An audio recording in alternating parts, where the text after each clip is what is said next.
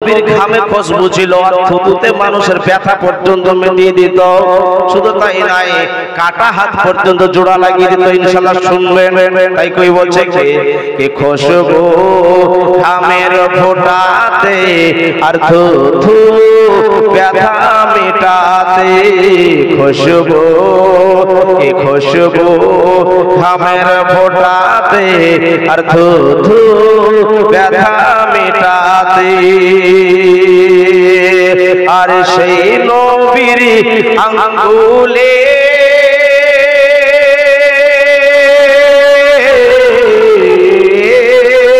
সেই নবীর আঙ্গুলে পূর্ব নদীর ধারা ভরা নূরেতে ভরা আদর্শ কোরআনের পারা।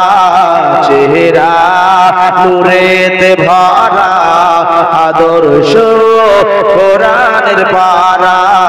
চেহারা নূরেতে ভরা আদর্শ কোরআনের পারা।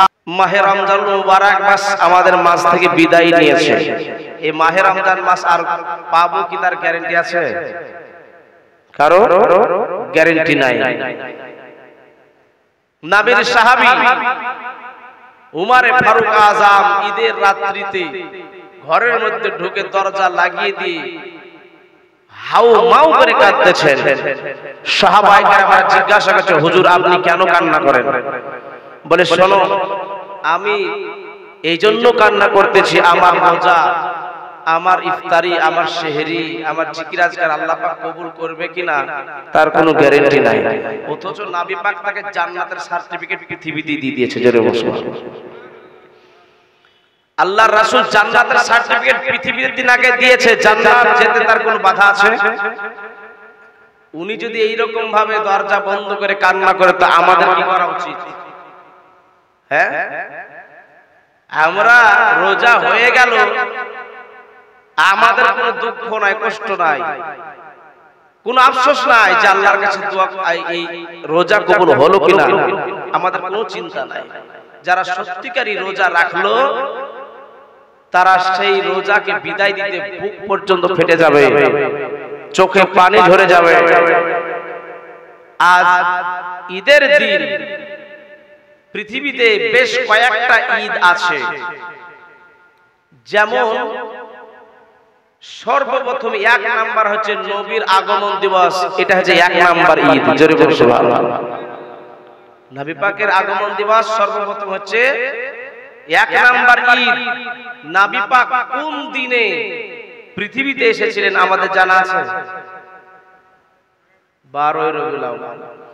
আর মায়ের গর্ভে কোন দিনে এসেছিলেন? মায়ের গর্ভে আব্দুল্লাহর কাছ থেকে নূর পরিবর্তন হয়ে মায়ের গর্ভে কোন দিনে এসেছিলেন এটা আমার জানা আছে?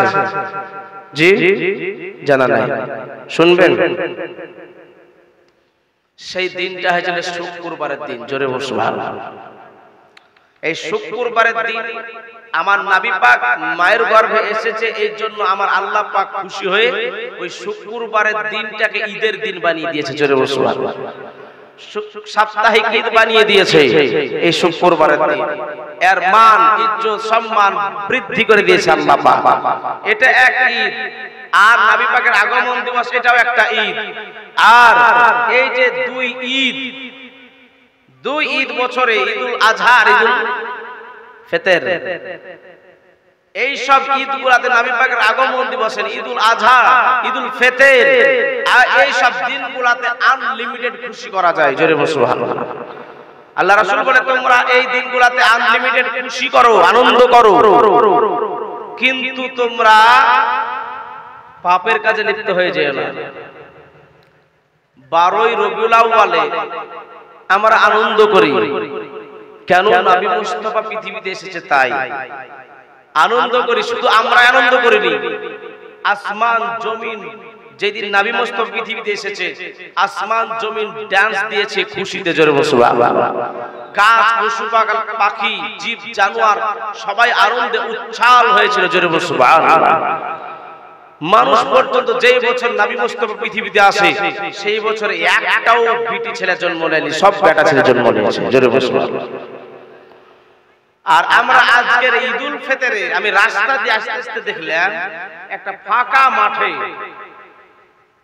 মাঠে মনে হচ্ছে ও আপনার পার্ক বসেছে, পার্ক, শুধু বেটা ছেলে আর বিটি ছেলে, অন্য কেউ নাই। হ্যাঁ জি, মোটরসাইকেল চালিয়ে আসতে বিরাট রাগই হয়ে যাচ্ছে, বুঝলেন? ইয়ারা করছেটা কি? এর নাম কি ঈদ? ঈদে কি করে? পটকা ফাটায়, বেহুদা টাকা খরচ করে। আল্লাহ রাসূল বলে ফুজুল খরচ করা শরীয়তের বিধানে হারাম। ফুজুল খরচ করা, যে টাকাটা ওইভাবে বম ফোটাচ্ছে সেই টাকাটা গরিবকে দান করে দেন, নেকি পাবেন। আপনার আমার মেয়েরা ঘর থেকে বেপরদা বেহায়া হয়ে ঈদের নাম করে বেপরদা হয়ে বের হয়ে যাচ্ছে, এটা কি আমরা লক্ষ্য করেছি? লক্ষ্য করেছি? এর নাম কি ঈদ? আল্লাহ রাসূল বলেছে আদ-দায়ুসু লা ইয়াদখুলুল জান্নাহ, দায়ুস ব্যক্তি জান্নাতে যাবে না। বলে দায়ুস কারা? বলে দায়ুস হচ্ছে তারা যারা নিজের বেটিকে পর্দায় রাখতে পারে না, যারা নিজের বিবিকে পর্দায় রাখতে পারে না, যারা নিজের মাকে পর্দায় রাখতে পারে না, তারা হচ্ছে দায়ুস। জোরে বলুন নাউযুবিল্লাহ। একজন নারী কমসে কম 5 জন ব্যক্তিকে জাহান্নামে নিয়ে যেতে পারে। যেমন বাপ মায়ের বাড়িতে থাকলে বাপ মা যদি পর্দার হুকুম না দেয়, বিয়ে হওয়ার পরে শ্বশুর শাশুড়ি বাড়ি চলে যাবে, বিয়ে হওয়ার পরে তার স্বামীর উপরে দায়িত্ব পড়ে যায়। স্বামী যদি মারা যায় তার বড় ছেলের উপরে দায়িত্ব পড়ে যায়। এইরকম 5 জন ব্যক্তিকে একটা নারী জাহান্নামের দিকে নিয়ে যেতে পারে। আমাদেরকে লক্ষ্য রাখা দরকার আছে না নাই? মা ফাতেমার জীবনী শুনুন, আর মা ফাতেমার জীবনী শুনে নিজের জীবনকে গড়ে তুলুন। ব্রাদার ইসলাম অত সহজ আসেনি। মা ফাতেমার জীবনের লাস্টটা একটু আপনাদেরকে শোনাবো, শুনবেন। তা আল্লাহর রাসূল সাল্লাল্লাহু আলাইহি সাল্লাম আর যুবকদেরকেও বলি, রাস্তা দিয়ে হচ্ছে কি এই বুতামগুলো খুলে দিয়েছে, বুঝতেন? সামনেকার একটা বুতামও রাখেনি, গোটা বুতাম খুলে দিয়ে 100তে গাড়ি চালাচ্ছে। 100 গাড়ি চালাচ্ছে, মনে হচ্ছে আমার খুব নাম করছে, আজ ঈদের এই হচ্ছে খুশি, ঘোড়ার ডিম নাম করছে। ঈদের দিনে চুলের কাটিং দেখলে মাথা খারাপ হয়ে যাবে। হ্যাঁ, আর হাতে বালা, আর এক হাতে সুতা, আর গলাতে গিটারওয়ালা মালা। হ্যাঁ, বাসে শুনতে পাইছে গেল না? ব্রাদার ইসলাম, কোন ব্যক্তি যদি, কোন পুরুষ যদি এই গলায় মালা পরে তো জাহান্নামে তার গলাতে জাহান্নামের আগুনের মালা পরিয়ে দিবে, আগুনের বেড়ি পরিয়ে দিবে। জোরে বল নাউযুবিল্লাহ। হাতে বালা পরবে, মেয়ে ছেলে সাজতে যাচ্ছে, জাহান্নামের বালা পরিয়ে দিতে হবে। আর মেয়ে ছেলে ওরা গয়না করবে। পুরুষ তো নিজেই শোনা, পুরুষ তো নিজেই কয় না। একটা নারীকে জিজ্ঞাসা করে তোর গলার মালা কে? তো গলার মালা হচ্ছে তার স্বামী। জোরে বল সুবহানাল্লাহ। এর নাম হচ্ছে ইসলাম নয়।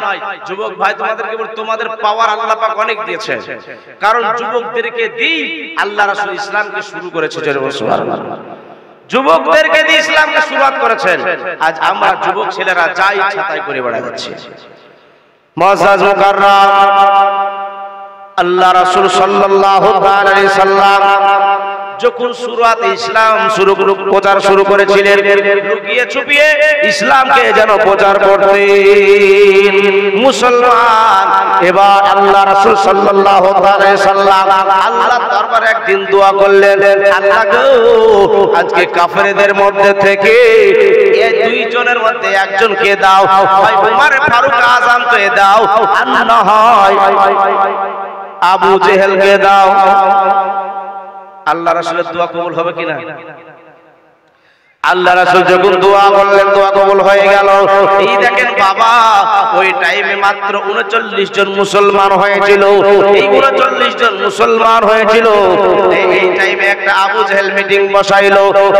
সর এটাকে মুহাম্মাদের নামে নতুন ইসলাম আর নতুন ধর্ম প্রচার করতেছে, ইয়াকে যে শেষ করতে পারবে এই মক্কার বুকে সবচাইতে একটা 100 লাল উট তাকে দেয়া হবে। মক্কার বুকে সবচেয়ে লাল উটের দাম তখন বেশি ছিল, লাল উটের দাম বেশি ছিল। আর তাকে একটা সুন্দরী নারীর সঙ্গে তার বিয়ে দিয়ে দেওয়া হবে, কেউ ভয় ওঠে না। তো উমারে ফারুক আজম নাঙ্গা তলোয়ার নিয়ে দাঁড়িয়ে গেল আর বলছে আমি যাব, আমি যাব। উমারে ফারুক আজমকে দেখলে মক্কার মানুষেরা ভয়ে থরথর করে কাঁপতো, এমনকি বাচ্চারা পর্যন্ত যদি কাঁদতো, মা যদি বলতো যে উমার আসছে, তো সঙ্গে সঙ্গে কান্না থামিয়ে দিত। জোরে বলুন সুবহানাল্লাহ। উমার ফারুক আজম এতই পাওয়ার ছিল। উমার ফারুক আজম যখন নাঙ্গা তলোয়ার নিয়ে দাঁড়িয়ে গেল, ওই টাইমে আবু জেহেল বলছে আমি জানি তুমি পারবা, তোমার দ্বারা ছাড়া এই কাজ হতে পারে না।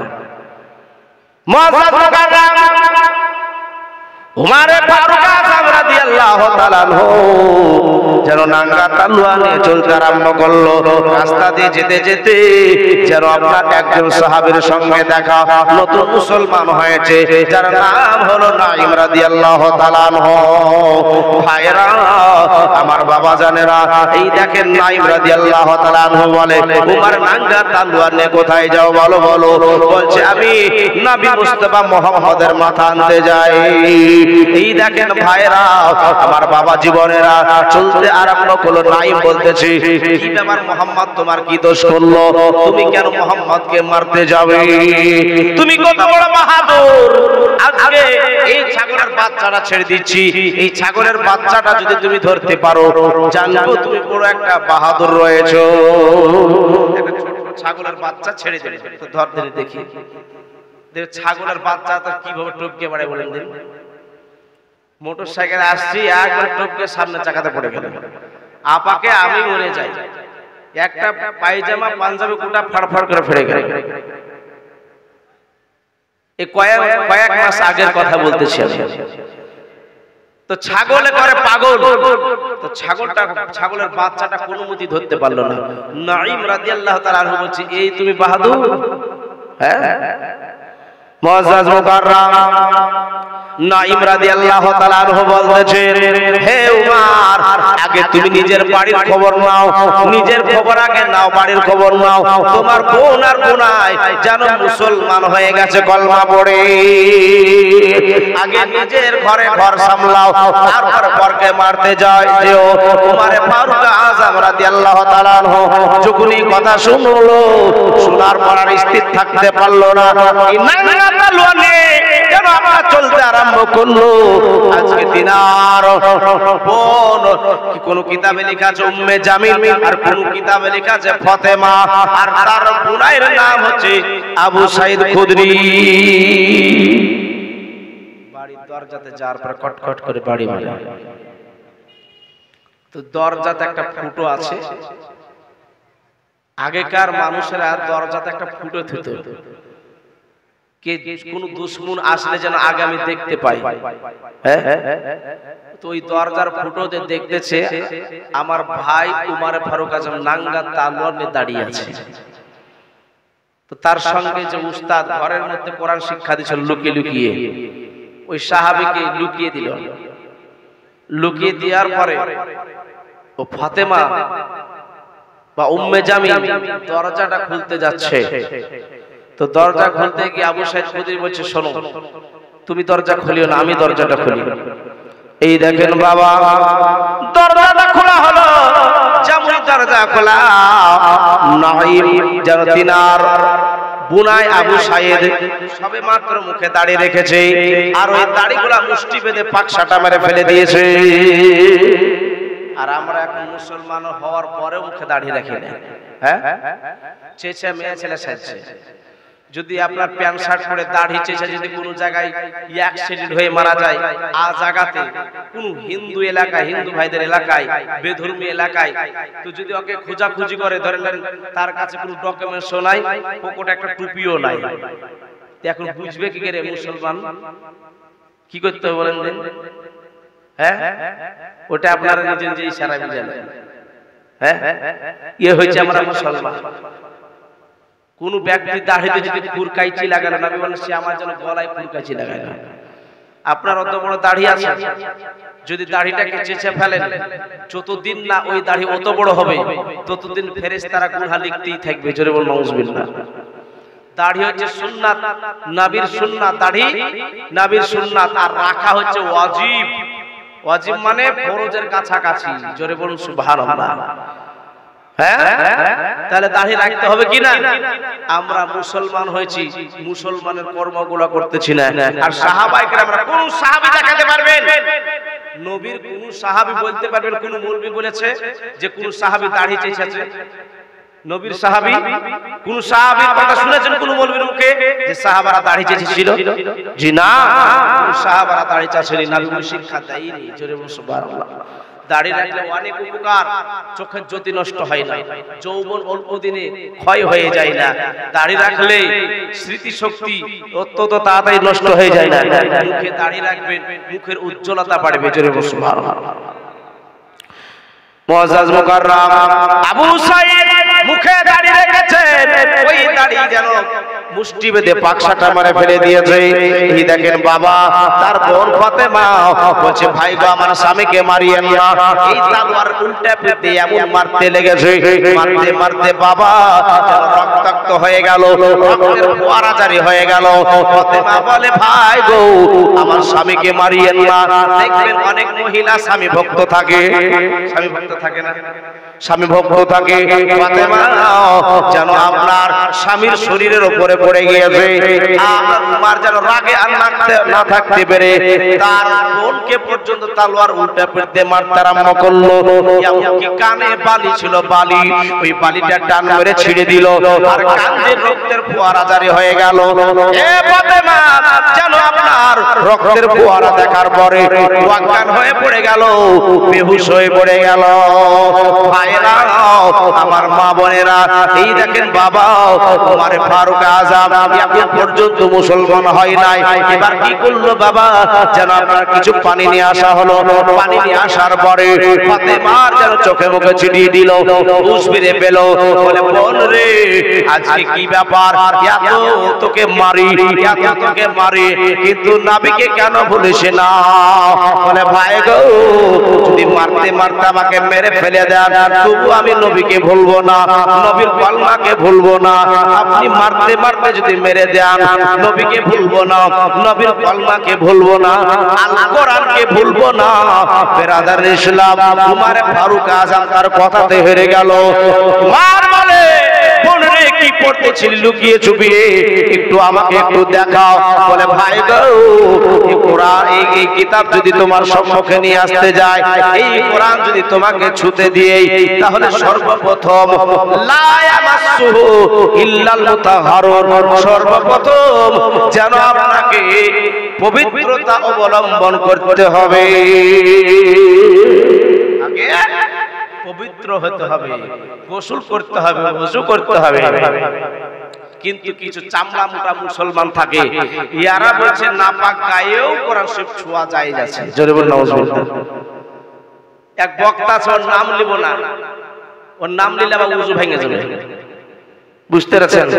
বলছে যে মা বোনেরা, যে মাসে আপনার মা, আমার মা, আপনার স্ত্রী, আমার স্ত্রী, যে মাসে মাসে একটা অসুখ হয়, হ্যাঁ মা বোনদের মাসিক হয়, ওই শরীরেও কোরআন পড়া যাবে, ওই শরীরেও কোরআন ছোঁয়া যাবে। কত বড় খবিস না হলে কথা বলে।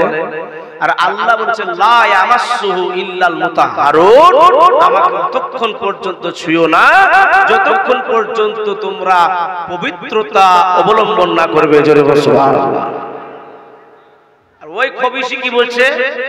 বলছে যে একটা চাদরকে যদি গরু বা মহিষ তার পেশাবে যদি চুবড়ে নেওয়া যায়, চুবড়ে নেওয়ার পর যদি গায়ে দেওয়া যায়, তো ওই শরীরেই নামাজ হয়ে যাবে। পাগল ছাগলের কথা লাই বলেন। মুআজ্জাজ মুকাররম, এই দেখেন বাবা, তা উমর ফারুক আযম রাদিয়াল্লাহু তাআলা আনহু তার বোন বলতেছে, ভাই গো আপনি একটু পবিত্রতা অবলম্বন করুন, পবিত্রতা অবলম্বন করে একটু আসুন। এই দেখেন গোসল করলো, পবিত্র হলো, কোরআন কোরআন শরীফটা খুলে দিল।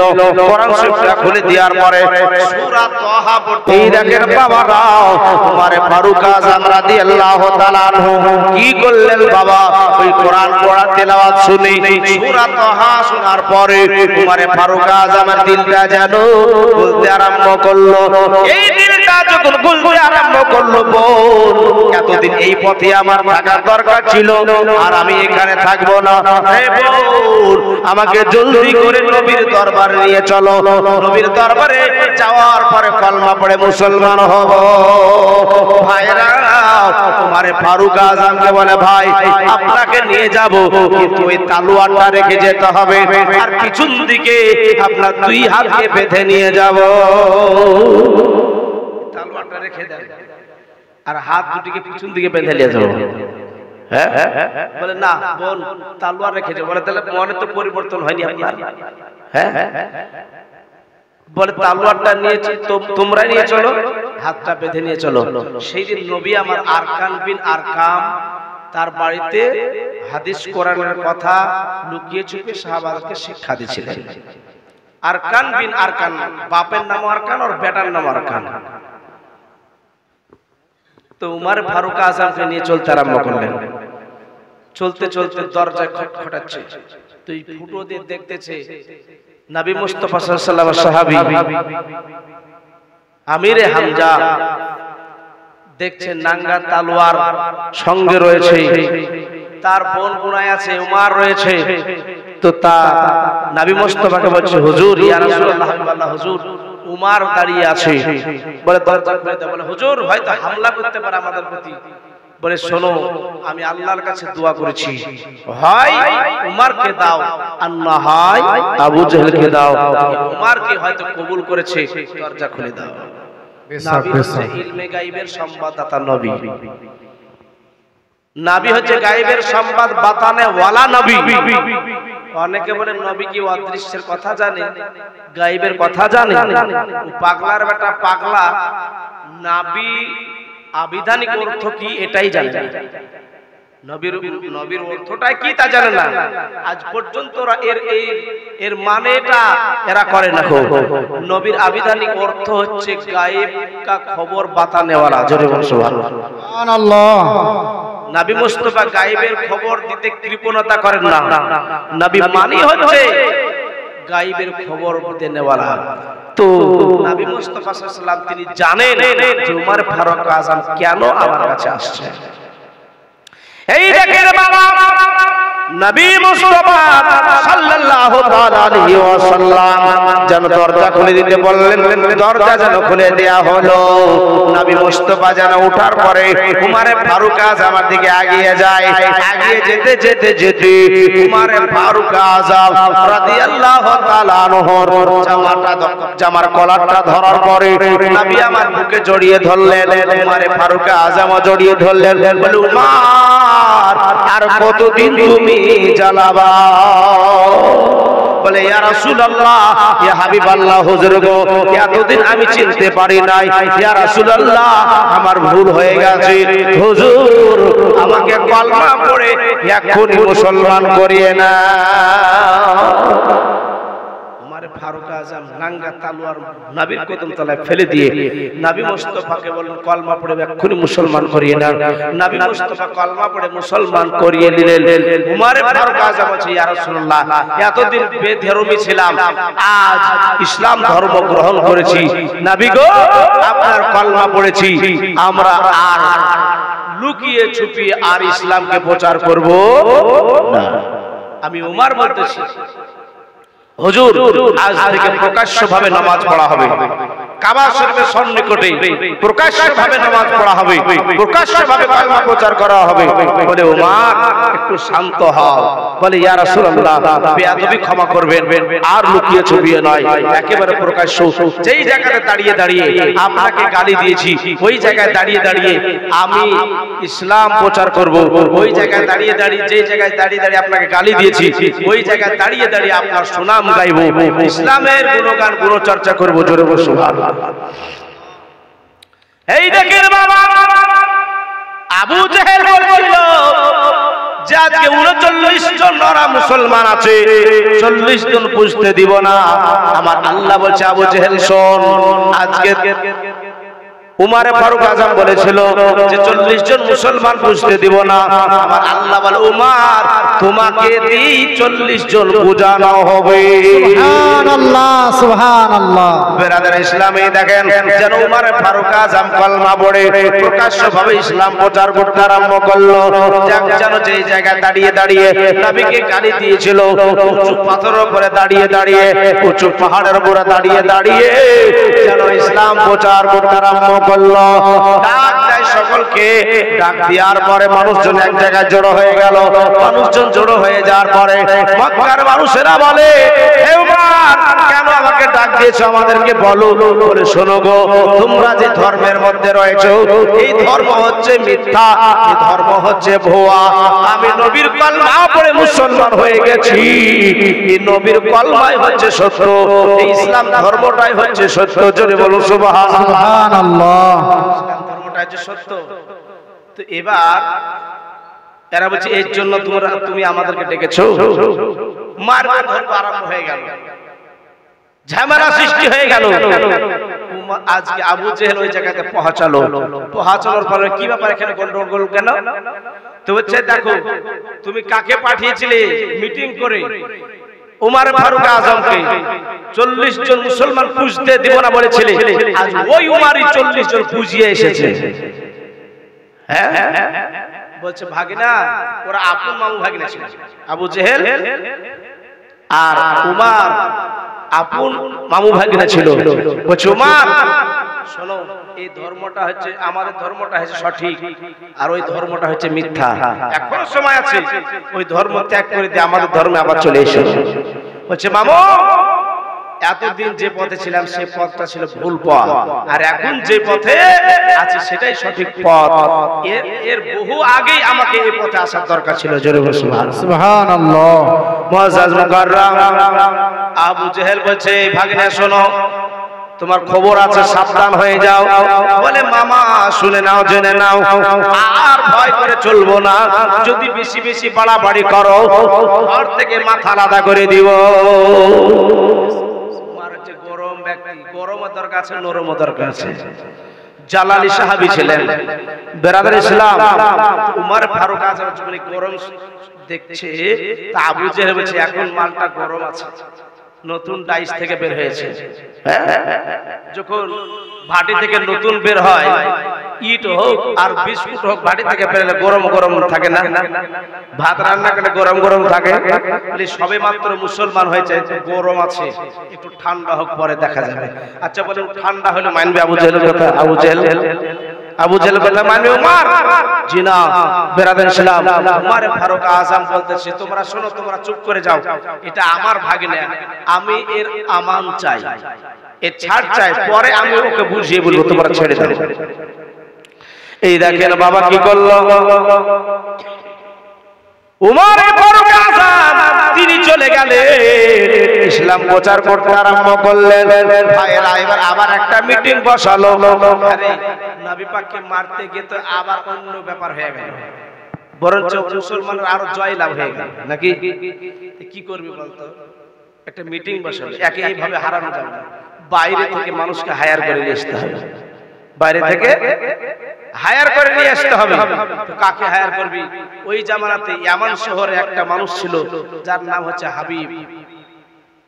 হাবিব ইয়ামানি বলা হতো তাকে।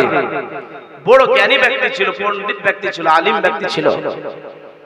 তো তখন এখনকার মতো তার এই মোবাইল ছিল না, হ্যালো করে দিবে, তখন চিঠি লেখা হতো, পত্র লেখা হতো।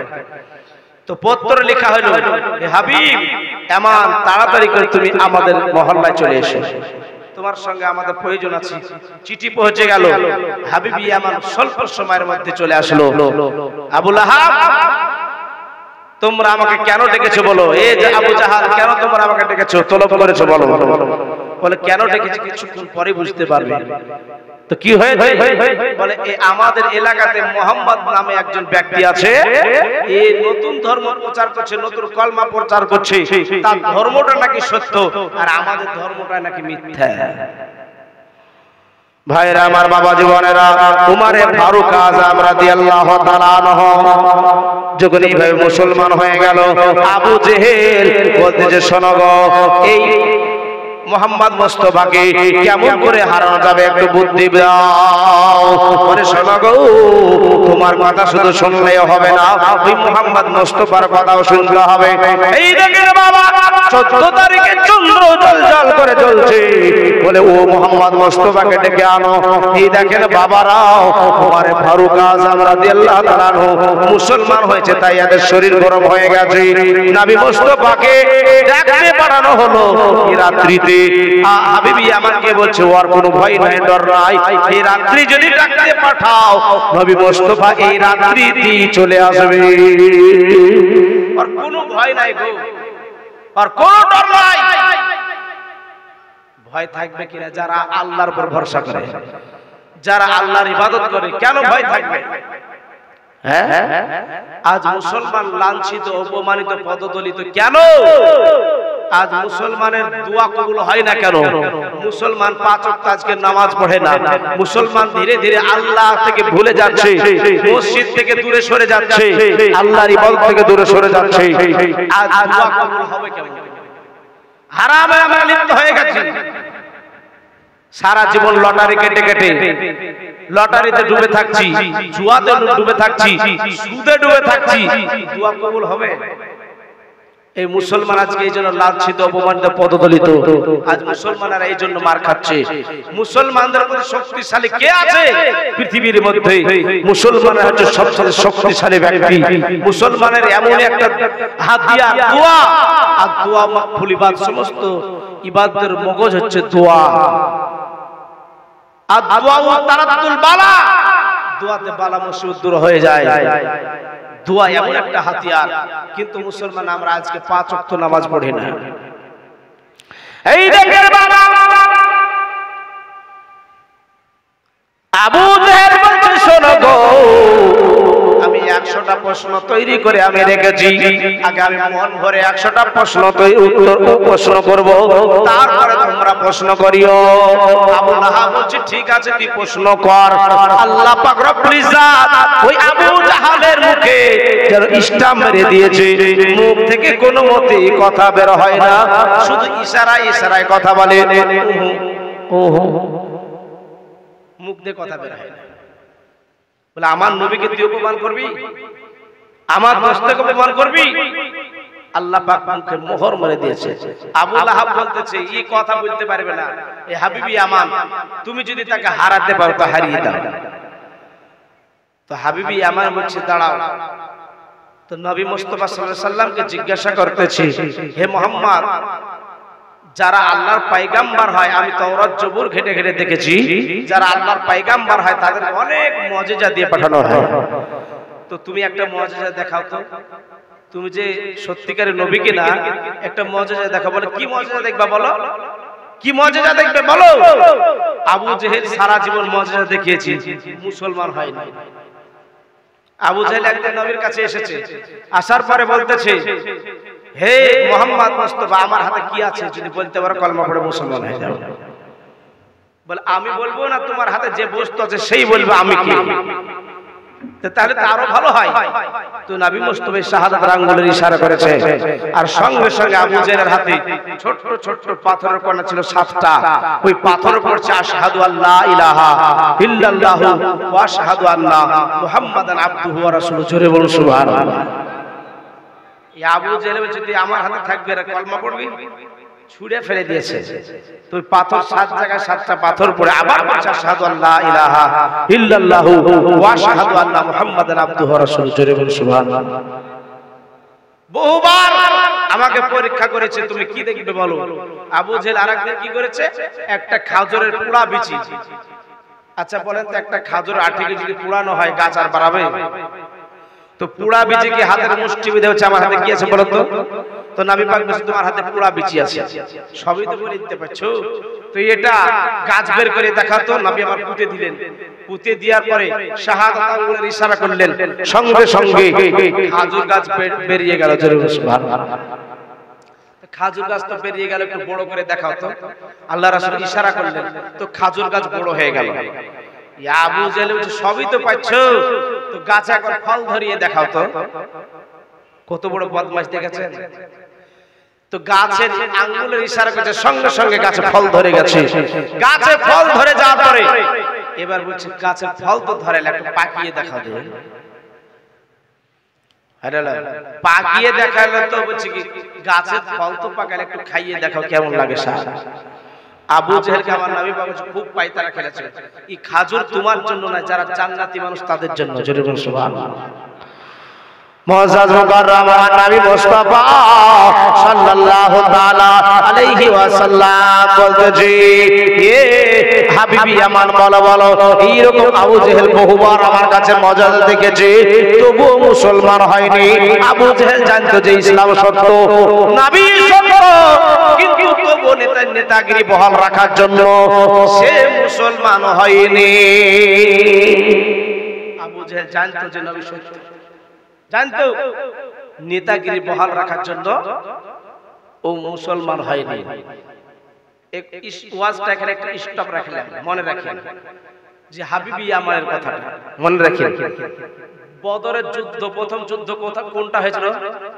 প্রথম যুদ্ধ ইসলামের প্রথম যুদ্ধের নাম হচ্ছে বদরের যুদ্ধ। আচ্ছা, আমরা শুনেছি বদরের যুদ্ধে, এই বদরের যুদ্ধের নাম কেন হলো এটা আমরা জানি? শুনেছি কোন বক্তার মুখ থেকে? জানি না। এই কোয়ার্টার ছিল একটা লোকের নাম ছিল বদর আলী, আর কোয়ার্টার মালিক ছিল ওই বদর আলী, কোয়ার্টার মালিক ছিল, তাই বদরের যুদ্ধ বলা হতো।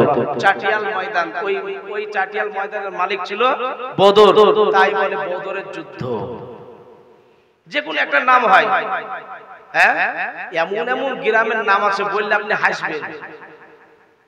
এক জায়গায় জালসা করতে গেছে, গ্রামটার নাম হচ্ছে ঢাকঢোল, বুঝতে পেরেছেন? আরো এমন এমন বিচ্ছিরি বিচ্ছিরি গ্রামের নাম আছে বললে আপনার মাথা খারাপ হয়ে যাবে। শয়তান পাড়া, তো ওই জায়গাটা ওইভাবে নাম হলো বদরের যুদ্ধ। তো আবু সুফিয়ান ওই ব্যবসা করতে গেছে মুলকে সামনে, তো মদিনার ওই দিক দিয়ে আসতেছে।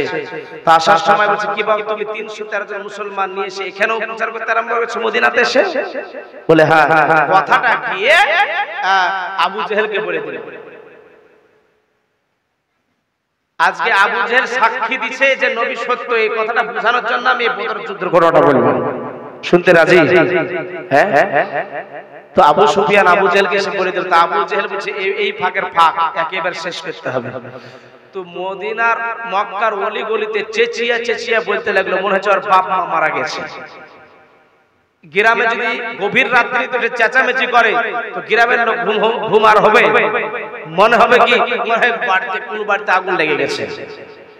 আবু জেহেল এইরকম ভাবে চেঁচামেচি করতে আরম্ভ করলো, ওগো আমাদের নেতা কেন ডেকেছেন একবার বলুন বলুন। বলছে তোমরা কি খবর নিয়েছো? বলে কি খবর? আমাদের দলের মানুষ আবু সুফিয়ান যেন মুলকের সামনে ব্যবসা করতে গিয়েছিল, ওই মদিনা দিয়ে আসছিল, মুহাম্মদ মুস্তাফার দলের মানুষেরা আবু সুফিয়ানকে পাকড়াও করে তার টাকা পয়সা ধন দৌলত ছিনিয়ে নিয়েছে। কিন্তু না না, এক টাকাও ছিনিয়ে নেয় নাই, সব মিথ্যা কথা রটিয়ে দিল। বলছে কি আমাদের দলের মানুষের এরকম ক্ষতি এ তো সহ্য করা যাবে না, খেপিয়ে দিল। 1000 মানুষ, 1400 মানুষ, অস্ত্র শস্ত্র সাওয়ারি উট ঘোড়া সঙ্গে করে চললো মদিনায়। বলে মুহাম্মদ তোমার সঙ্গে আমরা যুদ্ধে প্রস্তুত, তুমি আমাদের লোকের মাল কেড়ে নিয়েছো। বলে খবর কসম খোদার আমরা তোমাদের লোকের মাল ধন দৌলত আমরা কেড়ে নেইনি। বলে মিথ্যা কথা বলছো না, পয়গম্বর কোনদিন মিথ্যা কথা বলে? হ্যাঁ, কিছু লোক আছে, কিছু আমাদের মতো জুব্বা পরা ব্যক্তি, এরা বলে নবী মিথ্যা কথাও বলতে পারে। জোরে বল নাউজুবিল্লাহ। বলে নবীর মুখ দিয়ে দুর্গন্ধ বের হতো। কি ধরনের কথা বেরাদার ইসলাম! নবীর শরীরে মেশকে আম্বারের মতো খুশবু বের হতো, নবীর ঘামে খুশবু বের হতো। যেই পথে একবার গেছে ওই পথে 40 দিন খুশবু বের হয়েছে। ওই নবীর মুখ দিয়ে গন্ধ বার হবে? নবী মুস্তাফার শরীরে ঘাম এক ফোঁটাকে শরীরে যদি মেখে নিয়েছে তার 7 পিঢ়ি পর্যন্ত তার শরীরে খুশবু বের হয়েছে। মুআজ্জাজ মুকাররম, এই মিথ্যা কথাটা রটে দেওয়ার জন্য আজকে তারা খেপে গেল, যুদ্ধের জন্য প্রস্তুত হলো। নবী পাক বলে, শোনো, তোমরা যখন যুদ্ধ করবে আমাকে ছাড়বে না, আমিও যুদ্ধের জন্য তৈরি আছি, প্রস্তুত আছি। কোথায় যুদ্ধ করবে বলো? আমার নবী পাক বললেন, এখানে হবে না, একটা চাটিয়াল ময়দান রয়েছে, বদরের ময়দান। ওই বদরের ময়দানে মদিনা থেকে 80 মাইল দূরে, কত দূরে? কিতাবে লেখা আছে 80 মাইল দূরে ওই বদরের ময়দানটা। ভাইরা আমার, মা বোনেরা, ওই বদরের ময়দানে যুদ্ধ হবে। 3 তারিখ ধার্য করা হলো, রমজান মাসের 17 তারিখে। সাহাবারা রোজা রেখে যুদ্ধ করেছিলেন। সেই যুদ্ধটা মোট 313 জন সাহাবী, 313 জন মুসলমান, আর ওরা হচ্ছে 1400। কোথায় 1300 আর কোথায় 1400? আপনারা কি বলতে চান? পারবে? হ্যাঁ, আমরা হলে পারবো। কিন্তু সাহাবাদের জজবা, সাহাবাদের যে একটা মনের একটা নেশা, তাদের যে একটা শক্তি, বাহাদুরি, বলতেছে, ইয়া রাসূলুল্লাহ, গোলামানে মুস্তাফা जान देने से नहीं डरते, सर कट जाए या रह जाए, कुछ परवाह नहीं करते। जोरे बोलो सुभान अल्लाह। নিজের গর্দান দিতে রাজি। সাহাবায়ে কেরামরা তাদের প্রস্তুতি দেখে নবী মুস্তাফা অত্যন্ত খুশি হলেন। এই দেখেন বাবা, যুদ্ধের দিন ধার্য হয়ে গেল। তার আগা রাত্রিতে আল্লাহ রাসূল সাল্লাল্লাহু তাআলা আলাইহি ওয়াসাল্লাম ওই ময়দানে যেন আগ টেনে ছড়ি দিয়ে আগ টেনে দিল।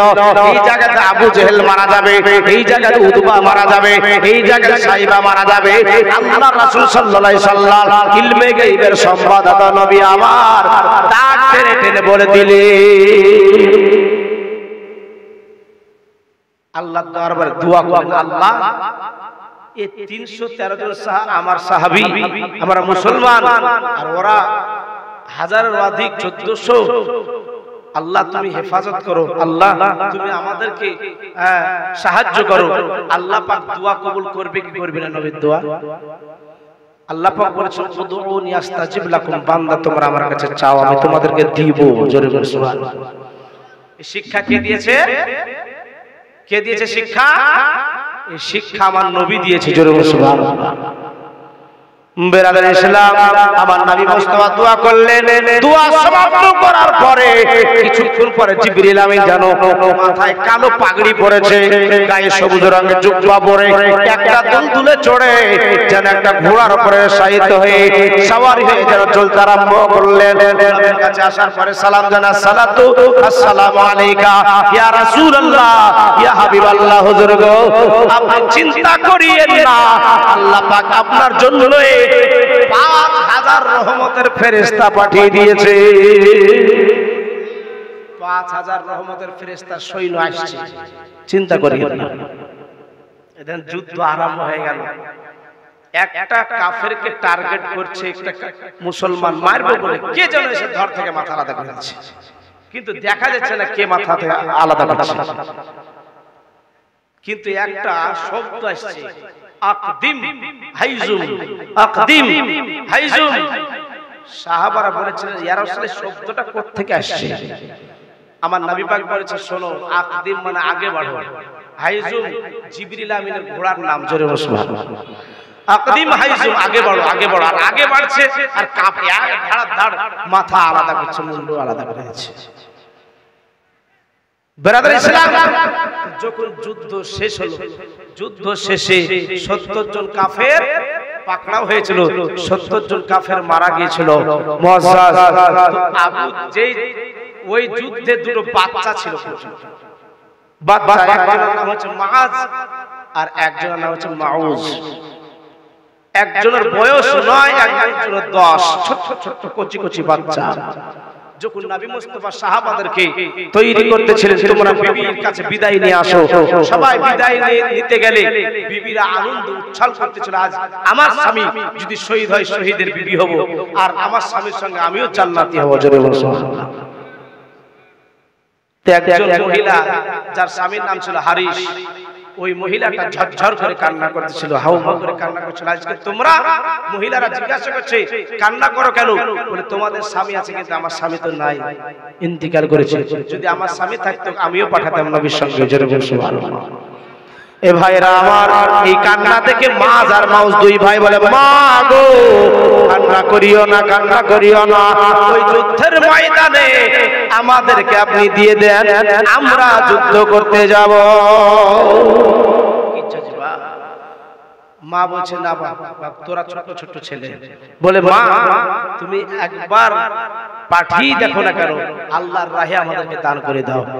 গোসল করিয়ে নতুন পোশাক পরিয়ে দিয়ে ছোট্ট ছোট্ট তালোয়ার হাতে ধরিয়ে দিল, শর্মা পরিয়ে বিদায় দিল, যাও বাবা যুদ্ধের ময়দানে চলে যাও। পিছন থেকে ডাক দেয়, বলে বেটা একবার আয়, আমার বুকে আয়, একবার বুকে আয়, শেষবারের মতো বুকে জড়িয়ে ধরে নেই। এই দেখেন বাবা বুকে জড়িয়ে ধরলো, বিদায় দিয়ে দিল। কারণ আল্লাহর রাহে দান করে দিলে সেই জিনিসটা আর ঘুরিয়ে নেওয়া যায় না। ভাইরা, দুইটা বাচ্চা নবীর কাছে এসে হাজির হয়ে গেল। তোমরা কারা? আমরা যেহেতু হারিসের দুই বেটা, ছোট্ট ছোট্ট বাচ্চা, এখানে কেন বাড়ি যাও? বলে হুজুর যুদ্ধের ময়দানে আপনার মানুষের দরকার আছে কিনা? বলে আছে, আমরা যেতে চাই। বলে তোমরা হচ্ছে বাচ্চা বাচ্চা মানুষ, তোমরা যুদ্ধের ময়দানে যেতে পারবে না। বলে ইয়া রাসূলুল্লাহ, হাবিবাল্লাহ হুজুর আমরা যেতে চাই। বলে ঠিক আছে, তোমরা যখন এত জিদ করতেছো তোমরা এইখানে দাঁড়াও, যদি মাপে হও তাহলে তোমাদেরকে নিয়ে যাব। একবার জোরে বলা যাবে সুবহানাল্লাহ। যদি মাপে হও তাহলে নিয়ে যাবে। তো মাপ করতে গিয়ে বড় ছেলেটা পাস করে গেল, কিন্তু ছোট ছেলেটা পাস করতে বলে তুমি বাড়ি চলে যাও। জুড়া ভাই একসঙ্গে খেলে, একসঙ্গে ঘুমাই, আমি যাব না মানে? বলে হুজুর আচ্ছা বলেন তো, শক্তিশালী মানুষের দরকার না অশক্তিওয়ালা দরকার? হুজুর হুজুর বলতেছে শক্তিওয়ালা দরকার। বলে আমার বড় ভাই চাইতে আমার শক্তি বেশি, লড়িয়ে দেন। জোরে বলুন সুবহানাল্লাহ। তো লড়িয়ে দেন, তাই নাকি? আচ্ছা নবী পাক জানেন কিনা এদের খবর? ইলমে গায়বের সম্বন্ধে নবী আমার জানেন কিনা? তো লড়িয়ে দিল, লড়িয়ে দেওয়ার পর লড়তে লড়তে তলে পড়ে যাওয়ার পরে বলছে ছোট ভাই ভাই কানে কানে বলছে, ভাই তুই তো জিতে গেছিস, আমাকে জিতিয়ে দে, আমাকে তুই তলে পড়ে যা। চালাকি এবারে দেখেন, ওকে তলে ফেলে দিল বড় ভাইকে। হুজুর এই দেখেন জিতে গেছে। নবী আমার মুচকি মুচকি হাসছে, তোরা যে কি করে স্বামী নবী সব জানি। জোরে সুবহানাল্লাহ। এই রাজার বাবা যুদ্ধর ময়দানে তাদেরকেও নিয়ে নেওয়া হলো। যুদ্ধ আরম্ভ হবে বাবা, এই যুদ্ধ আরম্ভ হবে। লাইন করে দাঁড়িয়ে দিয়েছে সাহাবাদেরকে, লাইন করে দাঁড়িয়ে দেওয়ার পরে একজন সাহাবী, তার নাম হলো উকাসা। উকাসা রাদিয়াল্লাহু তাআলা আনহু পেটটা একটু, ভুঁড়িটা একটু মোটা ছিল, বারবার সামনে এগিয়ে যায়, বারবার সামনে একটু এগিয়ে যায়। বলে উকাসা, নবী আমার পেটের উপরে একটা চাবুক মেরে বলছে, উকাসা সোজা করে দাঁড়াও। ভাইরা, এই উকাসা রাদিয়াল্লাহু তাআলা আনহু জান্নাতের গ্যারান্টি নিয়ে নিয়েছিলেন নবীর কাছ থেকে। নবী মুস্তাফা যখন পর্দা নেবেন তার পূর্বে একটা উঁচু পাথরের উপরে দাঁড়িয়ে সাহাবাদেরকে বলেছিলেন, তোমরা আমার কাছে কি চাও? যদি কিছু পাও তোমরা চেয়ে নাও, তোমরা আমাকে ক্ষমা করে দাও। আচ্ছা সাহাবাদের চোখ দিয়ে ঝরঝর করে পানি পড়ছে। সাহাবারা হুজুর এ কি বলতেছেন? আপনারা কি আমাদের কাছে আপনি কি অন্যায় করতে পারেন? আচ্ছা নবী অন্যায় করতে পারে? করতে পারে, কিন্তু এটা উম্মতদেরকে শিক্ষা দিয়েছে যে মরণের আগে তোমরা মানুষের কাছে ক্ষমা চেয়ে নাও। কিন্তু আমরা কি করি? জানাজার ময়দানে যাওয়ার পরে বলে আমার আব্বাকে ক্ষমা করে দিও। ওই দেখা যায় কার কাছে 50,000 টাকা মেরে দিয়েছে, জানাজা ময়দানে যদি ক্ষমা না করে ক্ষমা করবে ওকে? যদি ক্ষমা না করে ওই লোকটা কবরে ক্ষমা পাবে? এই জন্য মৃত্যুর পূর্বেই তার কাছে ক্ষমা চেয়ে নাও। ভাইরা আমার, বাবা জীবনের নবী মুস্তাফা শিক্ষা দিয়ে দিয়েছেন।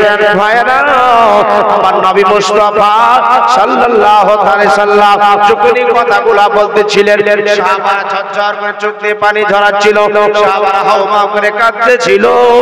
আমার নবী মুস্তাফা যখন এই কথাগুলো বলতেছিলেন, হঠাৎ করে নবীর একজন সাহাবী উকাসা রাদিয়াল্লাহু তাআলা আনহু দাঁড়িয়ে বলছেন, নবী গো কাছে একটা পাওনা আছে। বলে কি পাওনা? বলে পাওনাটা হচ্ছে একটা চাবুকের বাড়ি। চাবুকের বাড়ি তো প্রতিশোধ দিবি। বলে হ্যাঁ। সাহাবারা কাঁদছেন আর বলছেন, এই উকাসা কি বলতেছো তুমি? হ্যাঁ, তোমরা প্রত্যেক সাহাবী বলছে তুমি আমাদেরকে মেরে স্বাদ মিটিয়ে নাও, যত মারবে মারো, মারতে মারতে শেষ করে তোমাদেরকে মারবো না।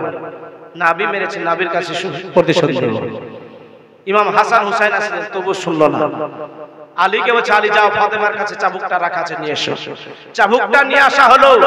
মা ফাতেমা বলছে, তো আপনার স্বামী, হে আমাদের সারতাজ, ও আমার সারতাজ, আপনি কি পারেন না এই মার থেকে নবীকে বাঁচাতে? জোরে বলুন সুবহানাল্লাহ। বলে এটা আমার হুকুম নাই, নবীর হুকুম। নবী পাক বলেছেন, দাও চাবুক। চাবুকটা নিয়ে উকাসাকে দেয়া হলো। উকাসা রাদিয়াল্লাহু তাআলা আনহু কি করলেন? চাবুকটা নেওয়ার পরে, হুজুর আমাকে যখন আপনি মেরেছিলেন তখন আমি খালি গায়ে ছিলাম, আপনাকেও খালি গায়ে হতে হবে। বলে এখানে না, চলো একটু আড়ালে চলো। আড়ালে যাওয়ার পরে জামাটা তুললেন। নবী মুস্তাফা জামা মুবারাকা তোলার পরে উকাসা রাদিয়াল্লাহু তাআলা আনহু চাবুকটা নিচে ফেলে দিয়ে নবী মুস্তাফার দুই কাঁধের কাঁধ বরাবর মাঝখানে ডিম আকৃতি একটা মোহরের নবুয়তের স্ট্যাম্প আছে। জোরে বলুন সুবহানাল্লাহ। ওই মোহরের নবুয়তের স্ট্যাম্পে কি লেখা ছিল? লা ইলাহা ইল্লাল্লাহ মুহাম্মাদুর রাসূলুল্লাহ। নবী পাক বলেছিলেন, সাহাবারা আমার এইখানে যে চুমু দিতে পারবে তার জন্য জাহান্নাম হারাম হয়ে যাবে, জান্নাত ওয়াজিব হয়ে, জান্নাত গ্যারান্টি হয়ে যাবে। জোরে বলুন সুবহানাল্লাহ। তো উকাসা নিয়াত ছিল সেই দিন থেকে যে যেদিন হোক সুযোগ পেলে চুমু দিবেন। উকাসা চাবুক ফেলে দিয়ে ওই জায়গায় চুম্বন দিলেন। নবী পাকের কদম ধরে বলে, নবী গো আপনি আমাকে ক্ষমা করে দেন, আমার বেয়াদবি হয়ে গেছে, ভুল হয়ে গেছে। হুজুর আমার নিয়ত ছিল আপনার মোহরে নবুয়তে চুমু দেওয়া। নবী আমার মুচকি মুচকি হাসি দিয়ে উকাসাকে বুকে জড়িয়ে বলে, উকাসা এটা আমি আগে থেকেই জানি, এই জন্য তোমাকে আমি সুযোগ দিয়ে দিলাম। আল্লাহুম্মা সাল্লি আলা সাইয়্যিদিনা মাওলানা মুহাম্মদ আলি সাইয়্যিদিনা মাওলানা মুহাম্মদ সাল্লু আলা মুহাম্মাদিন সাল্লু আলা মুহাম্মাদ হরদম জাবান সে নিকালো পাক নামে মুহাম্মদ সাল্লাল্লাহু আলাইহি ওয়াসাল্লাম। ভাইরা আমার মা বোনেরা দেখেন, উকাসা রাদিয়াল্লাহু তাআলা জান্নাতকে গ্যারান্টি করে নিলেন। নবী মুস্তাফা সাল্লাল্লাহু তাআলা আলাইহি ওয়াসাল্লাম এই যুদ্ধের ময়দানে, মনে আছে বদরের যুদ্ধ কোথায় রেখেছিলেন বলেন? মনে নাই? বলেন দিন, মনে নাই? আবু জেহেল আমার নবী মুস্তাফা আখেরে টেনে বলে দিয়েছিলেন, ওই যে মাউজ আর মাওয়াজ যুদ্ধ, এই মাউজ আর মাউজ যখন যুদ্ধে গেল, এই বাচ্চা ছেলে দুটি যুদ্ধের প্রস্তুতি যখন নিতেছিল, এই দুইটা বাচ্চা একজন নবীর সাহাবী যার নাম হলো আব্দুর রহমান বিন আউফ। এই নবীর সাহাবীর কাছে যাওয়ার পরে বলছে, চাচা যান আবু জেহেল কোনটা একবার আমাকে দেখিয়ে দেয়। তোমরা কি করবে আবু জেহেলকে দেখে? বাচ্চা ছেলে এই চিন্তা করছে, এরা কেন এখানে আসবে, এদেরকে আমি রুখবো না, আমি যুদ্ধ করবো। হ্যাঁ বলে, তো ও দেখে কি করবা? বলে আবু জেহেল আমার নবীকে গালি দিয়েছে, আমার নবীকে খারাপ কথা বলে, নবীর বিরুদ্ধে কাজ করে, একবার দেখিয়ে দেন, হয় আমরা মরবো না হলে ওকে মারবো। জোরে বলুন সুবহানাল্লাহ, একটু জোরে বলুন সুবহানাল্লাহ। তাই নাকি? বলে হ্যাঁ। আব্দুর রহমান বিন আউফ বলে, শোনো ও একটা বড় নেতা, আর চতুর্পার্শ্বে সৈন্যরা থাকে, তোমরা ওকে মারতে পারবা? বলে একবার দেখিয়ে দেন না। আব্দুর রহমান জজবা দেখে এইভাবে আঙ্গুলের ইশারা দেখিয়েছে, এইভাবে আঙ্গুলের ইশারা দেখিয়েছে, আঙ্গুল দিয়ে দেখাতে দেরি একবার বিজলির মতো সেখানে পৌঁছে গেছে। জোরে বলুন সুবহানাল্লাহ। আব্দুর রহমান দেখে তাজ্জুব হয়ে গেছে, আশ্চর্য হয়ে যায়, রে কেবল আঙ্গুল দিয়ে দেখাতে দিলে আর পৌঁছে গেছে। যাওয়ার পরে ছোট ছোট ছেলে তো হাতে পাচ্ছে না, ঘোড়া উঁচু ঘোড়া হাতে পাচ্ছে না, বলে ছোট ভাই আর বড় ভাই যুক্তি কি করা যায় বলতো? বলে ভাই চিন্তা নাই, ও উপরে থাকলে তো কি হলো, ওকে উপর থেকে নামাতে কি হয় আমাদের জানা আছে। একবারে ঘোড়ার পায়ে পায়ে মেরে দিয়েছে। দেখবেন আপনার পায়ের গোড়ালিতে গুল্লার গোড়াতে দুটো রগ আছে, একটা রগ আছে, রগটা কেটে দিলে আপনি আর হাঁটতে পারবেন না। একবারে ঘোড়ার পায়ে কোপ মেরে দিয়েছে, একবারে ঘোড়া চিহি করে নিচে পড়ে গেছে। আবু জেহেল আর ঘোড়ার উপর থাকবে, ঘোড়া ফেলে দিয়েছে ওকে নিচে। আর পড়বি তো পর, নবী পাক যেই জায়গায় দাগ টেনে দিয়েছিল, যেই জায়গায় আবু জেহেল মারা যাবে, একটু 19 না 20 একবারে ওই ঘরে পড়েছে জোরে বসে। আর দুই ছেলে মাজ আর মাউস গলায় ছোড়া চালিয়ে দিয়েছে, একবার গড়বড় করে দিয়েছে, তড়পাচ্ছে, মরছে। তাও কি বলছে জানেন? বলছে আমার সাথীরা এইদিকে শোন শোন, কি হয়েছে?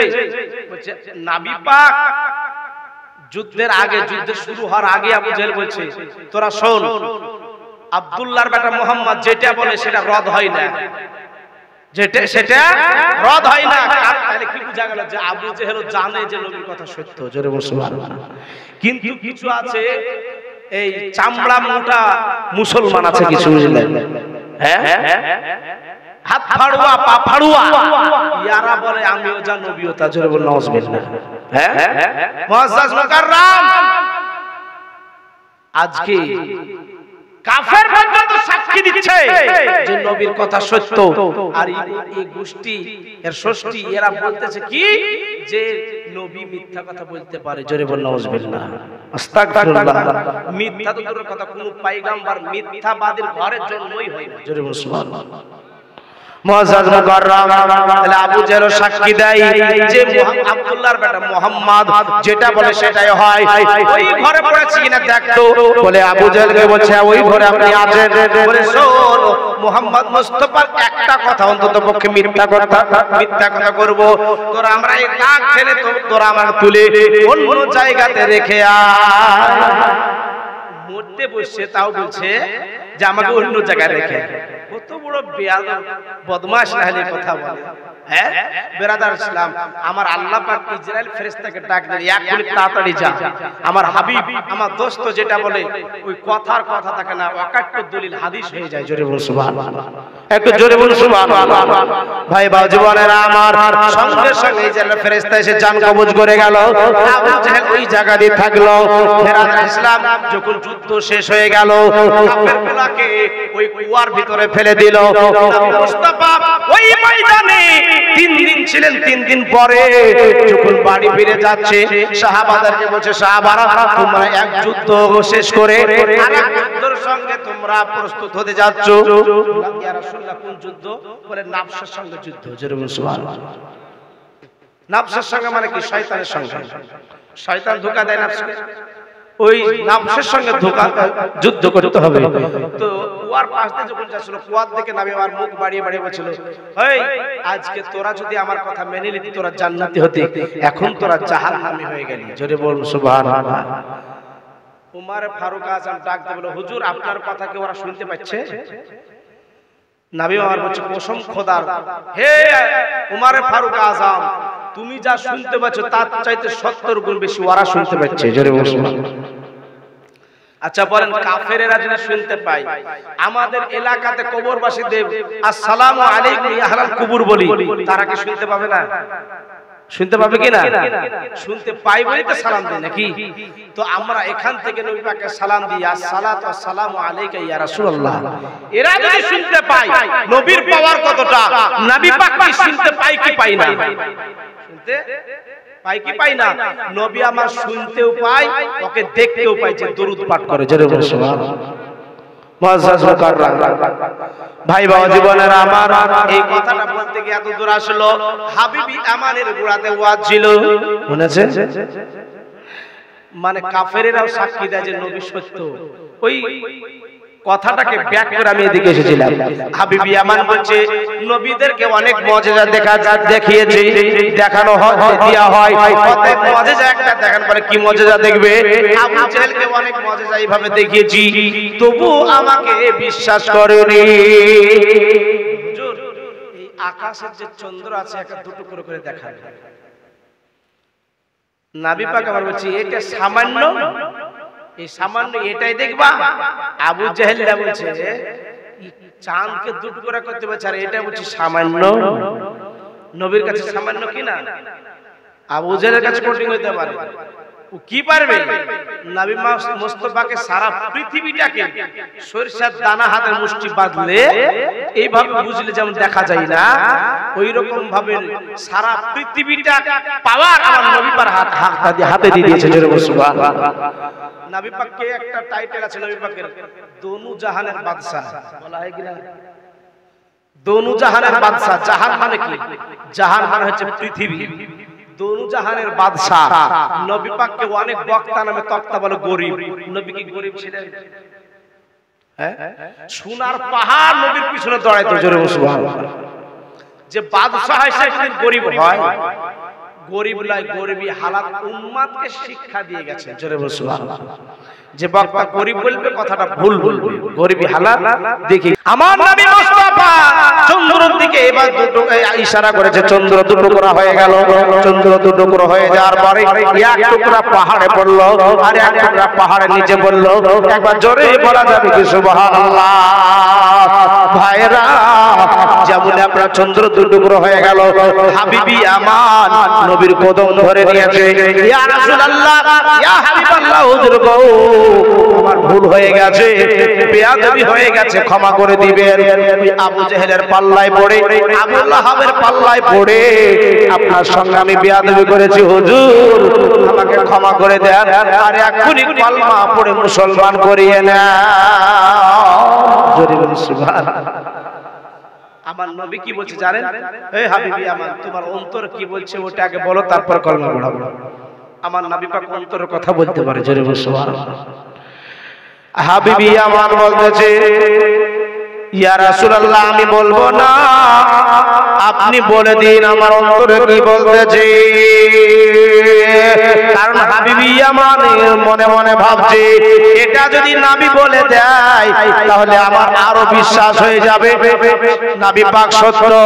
নবী পাক বলে হাবিবি আমান তোমার বাড়িতে একটা অন্ধ মেয়ে আছে, তুমি মনে মনে চাইতেছো ওই অন্ধ মেয়েটা যেন ভালো হয়ে যায়। জোরে বলুন সুবহানাল্লাহ।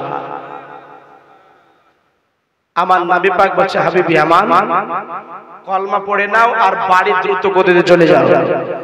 একই সঙ্গে তুমি কলমা পড়ছো, তোমার মেয়েও কলমা পড়ছে। জোরে বলুন সুবহানাল্লাহ।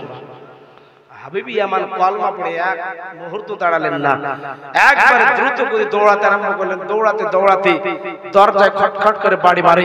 তার মেয়েটা অন্ধ মেয়ে ছিল, উঠতে পারে না, আজকে নিজের দরজা খুলছে। জোরে বলুন সুবহানাল্লাহ। বলে মা এটা কেমন করে সম্ভব হলো? বলে আমরা বলতে পারবো না। আব্বা আপনাকে বলবো কিন্তু কিছু বলবেন না তো? বলেন না। বলো মা। বলে এই গভীর রাত্রিতে একটা মাথায় পাগড়িওয়ালা, পাগড়ি পরা ব্যক্তি, গায়ে সাদা জুব্বা, দাঁতগুলো মতির মতো ঝকঝক করতেছিল। ওই মতির মতো ঝকঝকের সামনেকার দাঁতের আলোতে গোটা ঘর আলোময় হয়ে গেল। জোরে বলুন সুবহানাল্লাহ। শুধু তাই নয়, গোটা ঘর আলোময় হলো তো হলো, মিষ্টি আম্বরের চাইতে গোটা ঘর খুশবুতে মাতোয়ারা হয়ে গেল। হাবিবি আমান বলে সত্যি এখনো পর্যন্ত ঘরটা সেন্টে মাতোয়ারা হয়ে গেছে। নবী যে এসেছিলেন খুশবু পাওয়া যাচ্ছে, তিনি বুঝতে পারছেন। বলে আব্বা উনি আসার পরে আমাকে বলল মা উঠে বসো। হয়ে মা জননী গায়ে আমার হাত বুলিয়ে দিল, অন্ধ ভালো হয়ে গেল, গোটা শরীর সুস্থ হয়ে গেল। আর বলল মা কলমা পড়ে মুসলমান হয়ে যাও, তোমার আব্বা একই মুহূর্তে কলমা পড়ছে, তুমিও কলমা পড়ে নাও। জোরে বলুন সুবহানাল্লাহ। কলমা পড়লেই তোমার অন্ধ চোখ ভালো হয়ে যাবে। আব্বা আপনার কথা শোনার পরে আমি আর স্থির থাকতে পারলাম না। আপনার কথা শুনে আমি চট করে কলমা পড়ে নিলাম, আপনার কথাই শুনে জোরে বল সুবহানাল্লাহ। বলে বেটি এটা তো তুমি স্বপ্নে দেখেছো? হ্যাঁ বেটি, এবার প্রকাশ্যভাবে সেই নবীর কাছে চলো যেখানে আমি গিয়েছিলাম, জোরে বল সুবহানাল্লাহ। বাপ বেটি চলতে আরম্ভ করলো। এই দেখেন মদিনায় আসার পরে আবার নতুন করে হাতে হাত দিয়ে কলমা পড়ে নবী আমার তাদেরকে বায়াত করে দিয়ে বলতেছে, হাবিবি আমার, ইয়ামান শহরে চলে যাও। ইয়ামান শহরে যাওয়ার পরে তুমি যেন কলমা প্রচার করতে আরম্ভ করো পুরুষদের কাছে, আর তোমার মেয়েকে বলো যেন নারীদের কাছে কলমা প্রচার করে। আবু জেহেল চাহাই রে কি করতে কি হয়ে গেল রে? হ্যাঁ, ইয়াক করতে গেলাম আরাক হয়ে যাচ্ছে, কোনো দিকই হচ্ছে না। নবী মুস্তাফাকে কেউ চেষ্টা করে মারতে পারেনি, জোরে বল সুবহানাল্লাহ। আর নবী পাক কোনদিন কাউকে জোর করে কলমাও পড়াননি। হ্যাঁ, নবী মুস্তাফার কাছে এক ইহুদি থাকতো, ইহুদি তো নবী মুস্তাফার জুতা বইতো, জুতা বুঝতে পারছেন কি না? তো নবী মুস্তাফা যখনই মসজিদে নববীতে ঢুকতেন জুতা দুটি ধরে বুকে নিয়ে নিতেন, কিন্তু সে মুসলমান নয়। নবী পাক কোনদিন তাকে বলেনি যে তুমি মুসলমান হও, কলমা পড়ে দাও, কিন্তু নবী পাক সুযোগ খুঁজছিলেন। যে কোনো বেধর্মীর সঙ্গে আমার নবী পাক চলাফেরা করেছেন, কিন্তু সুযোগ খুঁজেছেন যে তাকে কলমা কিভাবে পড়াবো। জোর করে নয়, আখলাক দেখিয়ে, চরিত্র দেখিয়ে। নবীর মুখে তাবাসসুম হাসি ছিল, মুচকি হাসি ছিল। নবী পাকের চেহারা দেখে কাফেররা পর্যন্ত পাগল হয়ে গেছে। তো ওই ইহুদি হঠাৎ করে একদিন বিছানায় রোগে পড়ে গেছে। নবী পাক সাহাবাদেরকে বলছেন, হ্যাঁ গো, ওই আমার সাহাবী কোথায়? বলে হুজুর ও অসুস্থ অবস্থায় পড়েছে। তো যে কোনো সাহাবী যদি অসুস্থ পড়তো, কোন মানুষ যদি অসুস্থ পড়তো, নবী আমার সাহাবাদেরকে সঙ্গে করে তাকে দেখতে চলে যেত, জোরে বল সুবহানাল্লাহ। অসুস্থ ব্যক্তিকে দেখতে যাওয়া নবীর সুন্নাত, নবীর সুন্নাত আদায় হয়ে যায়। শুধু তাই নয়, কদমে কদমে আল্লাহ পাক 10-10 করে নেকি লিখে দেয়, জোরে বল সুবহানাল্লাহ। কিন্তু আমরা পর তো দূরের কথা, ভাই ভাই ঝামেলা আছে, তুই মরছিস মর, তোকে দেখতে যাবো না, নাকি মরা মরা কামনা করে।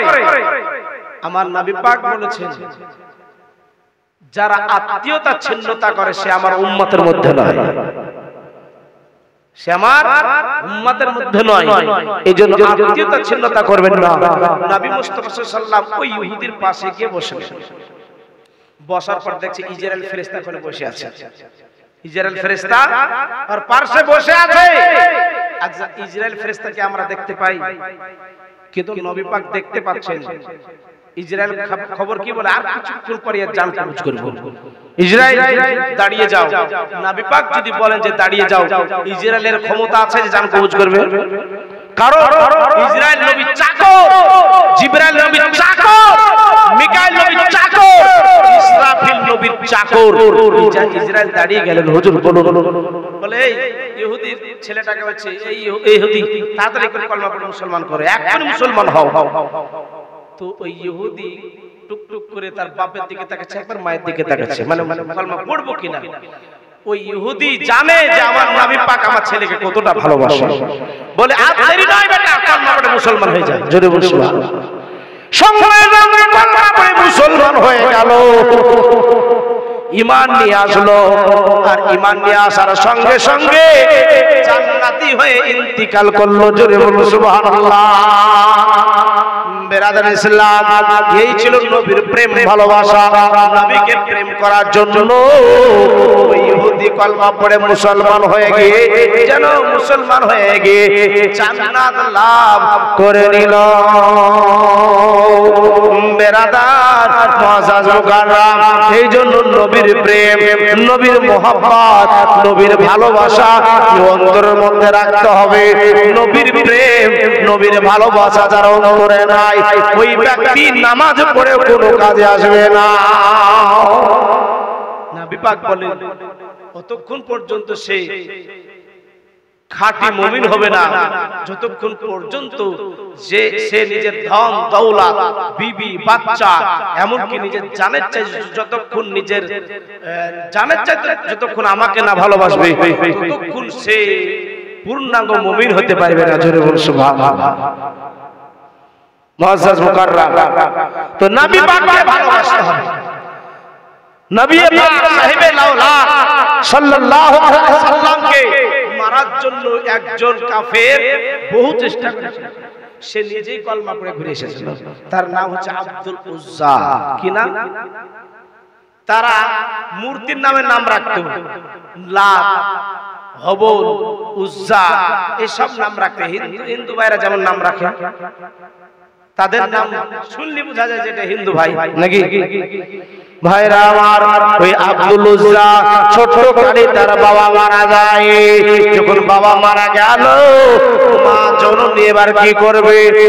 টুকরে টুকরে কান্না করে। স্বামী মারা গেছে তাই ব্যথায় কান্না করে। ওই ছেলে তার চাচা বলে, ভাবি সাহেবা আপনি কান্না করিয়েন না, আমি হলাম সন্তান, আমার সন্তান নাই, আমার সন্তান নাই, আপনার সন্তানকে আমি মানুষের মতো মানুষ করব, আপনার সন্তানকে আমি দেখভাল করব। ভাবি সাহেব আপনি কান্না করিয়েন না। এই দেখেন নিজের দায়িত্ব নিয়ে সন্তানটাকে মানুষের মতো মানুষ করলো, পড়াশোনা করে বড় হলো। বড় হওয়ার পরে বলছে, ভাতিজা আজ থেকে সিংহাসনে তুমি বসে যাও। সিংহাসনে যখন বসলো, এই ব্যক্তি নবীর এত দুশ্মনী করতে আরম্ভ করলো, লক্ষ লক্ষ টাকা নবীকে মারার জন্য ব্যয় করে, কাফেরদের হাতে দেয়। যে মারতে পারবে তাকে বড় পুরস্কার দেওয়া হবে। কিন্তু যেই যায় কলমা পড়ে মুসলমান হয়ে ঘুরে চলে আসে। যে যায় নবীর চেহারা দেখে কলমা পড়ে মুসলমান হয়ে ঘুরে চলে আসে। তো ভাই বাবা জবান, তো এই বলছে কি ব্যাপারটা কি? যে যাচ্ছে সে কলমা পড়ে মুসলমান হয়ে যাচ্ছে। আব্দুল উজ্জা নিজেই একদিন গেলেন, নিজে একদিন নবীর দরবারে নবীর মজলিসে গেল। সুবহানাল্লাহ। কি নাম? আকবর মল্লিক। সুবহানাল্লাহ। নারে তাকবীর, নারে সালাত, মাসলাকে আল হযরত আকবর মল্লিক সাহেব 1000 টাকা দান। সুবহানাল্লাহ সুবহানাল্লাহ। তো নিজেই একদিন গেল নিজের সৈন্যদেরকে নিয়ে। যাওয়ার পরে বাবা ওই মজলিসে বসলেন, হাদিস কোরআন মজলিসে। কাফেরেরা পর্যন্ত নবীর কোরআন তেলাওয়াত শুনতে যেত, হাদিসের কথা শুনতে যেত। একদিন আবু লাহাব আর আবু জেহেল ওরা মিটিং বসে বসে শোন, কেউ যাবে না আর মিটিং এ আর মজলিসে কেউ যাবে না। কিন্তু মানা করেছে ওরা, আর ওরাই দুইটা নেতা নবীর দরবারে হাদিস কোরআন শুনতে চলে গেছে। তো ও এদিক থেকে আসছে, আস্তে আস্তে দুই পাছাতে ঠেকা লেগে গেছে। কি ব্যাপার রে? কি কথা ছিল? তোর কথা কি ছিল? বলে আর বলিস না, মুহাম্মদ মুস্তাফার ধর্ম গ্রহণ না করলেও তার মূল্যবান বাণী না শুনলে আমরা থাকতে পারি না। তাহলে ওরা জানতো যে নবী সত্য, কিন্তু বদমাশি নিজের নেতাকে বহাল রাখার জন্য নবীর কলমা পড়েনি। আব্দুল উজ্জা নবীর দরবারে আসে, আসার পরে হাদিস কোরআন শুনে অনেকক্ষণ বসে থেকে থেকে রাস্তা দিয়ে চলতে আরম্ভ করলো। রাস্তা দিয়ে চলতে চলতে চলতে চলতে বাবা ওই কাফেরেরা আলোচনা করে, ওই রে আমি তো মুসলমান হলাম না, নবীর চেহারা দেখলাম, নবীর কলমা পড়লাম, তবু আমি নবীর হাদিস কোরআন শুনলাম, তবু আমি কই কলমা পড়লাম না। অহংকার করছে। রাত্রিবেলা নির্জন নির্জন রাত্রিতে বিছানায় শুয়ে আছে, কিন্তু বারবার নবীর চেহারাটা তার চোখের সামনে ভেসে আসছে। বারবার নবীর চেহারাটা যখন চোখের সম্মুখে ভেসে আসছে, গভীর রাত্রিতে হয়েছে নবীর কলমা জিকির আরম্ভ করে দিয়েছে। লা ইলাহা ইল্লাল্লাহ মুহাম্মাদুর রাসূলুল্লাহ, লা ইলাহা ইল্লাল্লাহ মুহাম্মাদুর রাসূলুল্লাহ। জোরে বলুন সুবহানাল্লাহ। কলমা পড়বি না, নবীর দুশমনি করবি, দেখ তো কি মুসলমান করব।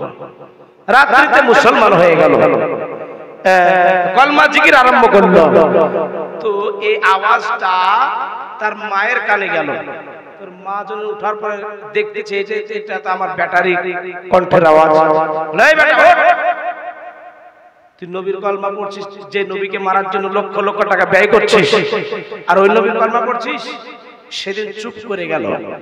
তারপর আবার একদিন গভীর রাত্রিতে নবীর কলমা পড়তে আরম্ভ করে দিয়েছে, নবীর প্রেমে পড়ে গেছে।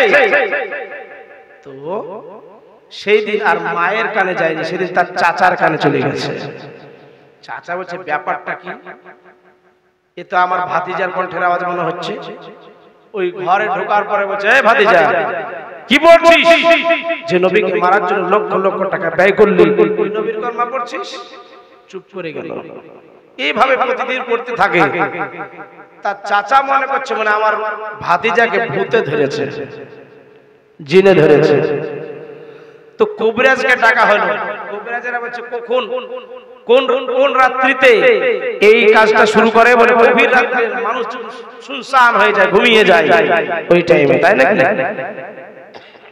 ঠিক আছে, তোমরা একটা আমাদেরকে জায়গা করে দাও, একটা ঘর দিয়ে দাও। এই দেখেন বাবা, একটা ঘরে জায়গা দিয়ে দেওয়া হলো। তখন ওরা অপেক্ষা করছে, যখন গভীর রাত্রি হয়ে গেল বাবা, গভীর রাত্রি হয়ে যাওয়ার পরে ওই ছেলেটা আব্দুল উজ্জা যেন নবীর কলমা পড়তে আরম্ভ করে দিল। বেরাদার ওই আব্দুল উজ্জার কাছে যাওয়ার পরে বহু রকম পরীক্ষা নিরীক্ষা করলো, বহু রকম চেষ্টা করলো, তবু নবীর কলমা থামাতে পারল না। এটা কোন ভূতে ধরেনি, নবীর প্রেমে পড়েছে। জোরে বলো সুবহানাল্লাহ। নবীর প্রেমে পড়েছে। বলে তাই নাকি? তোমরা এবার ঠিক আছে, টাকা পয়সা দিয়ে তাদেরকে বিদায় করা হলো। হে ভাতিজা, নবীর কলমা ছেড়বি না আমার রাজ দরবার ছেড়বি বল? বলে আমি তোমার ভাতিজা, আমাকে তাড়িয়ে দিবা চাচা? বলে তাড়াতে তো চাই না, তুই কলমাটা ছেড়ে দে, সব কিছু এখনই তোকে লিখে দিব। জোরে বলো সুবহানাল্লাহ। এখনই উইল করে দেব। বলছে চাচা সব ছেড়তে রাজি, কিন্তু নবী ছেড়তে রাজি নাই। জোরে বলো সুবহানাল্লাহ। একটু জোরে বলো সুবহানাল্লাহ। তাহলে মানবি না তো আমার বাড়ি থেকে বের হ। আব্দুল উজ্জাকে বের করে দিল। বের হয়ে যাচ্ছে, গেটের বাইরে যেমনই বের হয়েছে, আব্দুল উজ্জার চাচা বলছে, বলে কি হলো? বলে তোর শরীরে যে পোশাকটা আছে ওটা আমার টাকার কিনা, পোশাকটা খুলে দে। মনে হচ্ছে যে যদি উলঙ্গ হতে চায় তাহলে মনে হয় ঘুরে আসবে, কলমা ছেড়ে দিবে। তো বলছে চাচা এই হারামের টাকার পোশাক আমি পরবো না, উলঙ্গ হয়ে গেলাম, তোমাকে দিয়ে দিলাম। ওই রাজদরবার থেকে ছুঁড়ে ফেলে দিল। জোরে বলো সুবহানাল্লাহ। উলঙ্গ অবস্থায় যেন চলতে আরম্ভ করলো অন্ধকার রাত্রিতে। চলতে চলতে কিছু দূর যাওয়ার পরে যেন আপনার মা জননী দেখতেছে আমার বেটা যখন চলে গেল, এই দরবারে আমিও থাকবো না। ভাইরা, আমার মা বোনেরা, এই দেখেন মা জননী বাক্সটা খুললো। বাক্সটা খোলার পরে যেন আপনার একটা কম্বল বের করলো। ওই কম্বলটা বের করার পরে অন্ধকার রাত্রিতে চলতে আরম্ভ করলো। একটু দাঁড়িয়ে যা বেটা, দাঁড়িয়ে যা। বলে কে গো? এটা তো মহিলার কণ্ঠের আওয়াজ পাওয়া যায়, এটা তো আমার মায়ের কণ্ঠের আওয়াজ পাওয়া যায়। বলে মা তুমি আমার কাছে এসো না, আমি উলঙ্গ অবস্থায় আছি। বলে বলে কি হবে? তুমি তো আমার বেটা। বলে বেটা হলে কি হবে? বেটার কাছ থেকেও পর্দা করতে হবে। বেটার কাছ থেকে পর্দা করতে হবে। বেটা যখন 12 বছর নাবালক থেকে সাবালক হয়ে যাবে, তাকে বিছানা আলাদা করতে হবে। আমরা 14-15 বছর হয়ে যায়, তাও বিছানাতে একই বিছানাতে শুয়ে থাকি, থাকে না?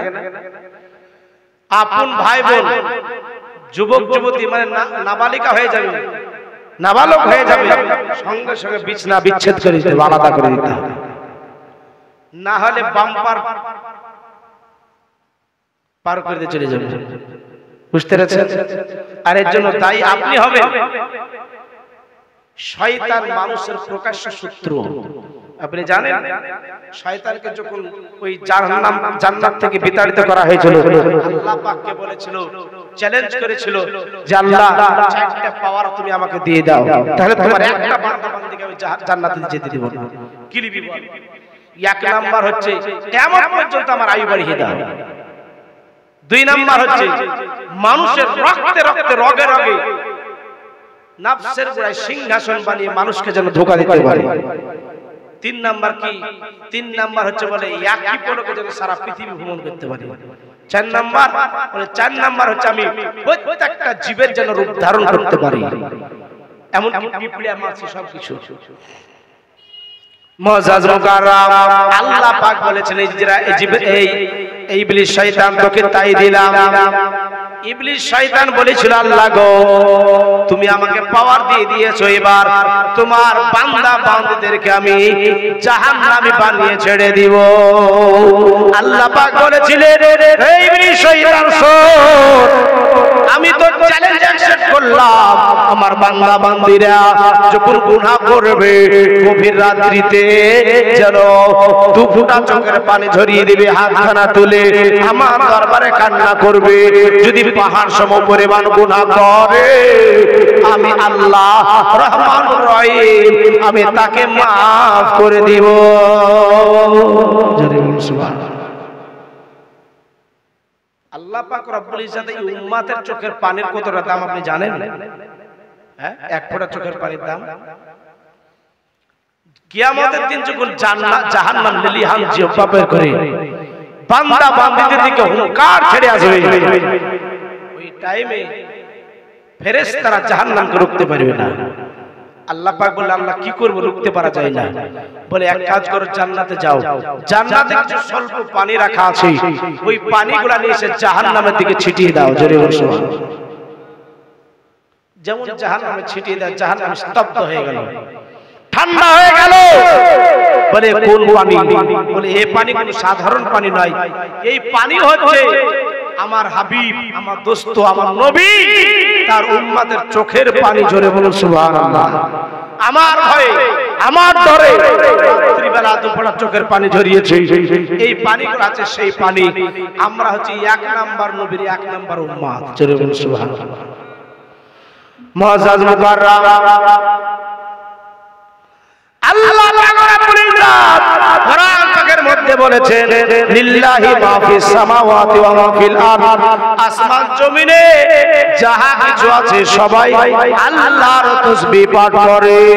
আল্লাহুম্মা সাল্লি আলা সাইয়্যিদিনা মাওলানা মুহাম্মদ ওয়া আলা আলি সাইয়্যিদিনা مولانا محمد صلوا على محمد صلوا على محمد ہر دم زبان سے نکالو پاک نام محمد ہر دم زبان سے نکالو শফিআনা মুহাম্মদ সাল্লাল্লাহু তাআলা আলাইহি ওয়াসাল্লাম। তো পৃথিবীর সমস্ত গাছপালা পশু পাখি জীব জানোয়ার সবাই আল্লাহর তাসবিহ পাঠ করে। জোরে বলুন সুবহানাল্লাহ। মানুষকে সৃষ্টি করা হয়েছে সবচেয়ে সৃষ্টি সেরা করে বানানো হয়েছে।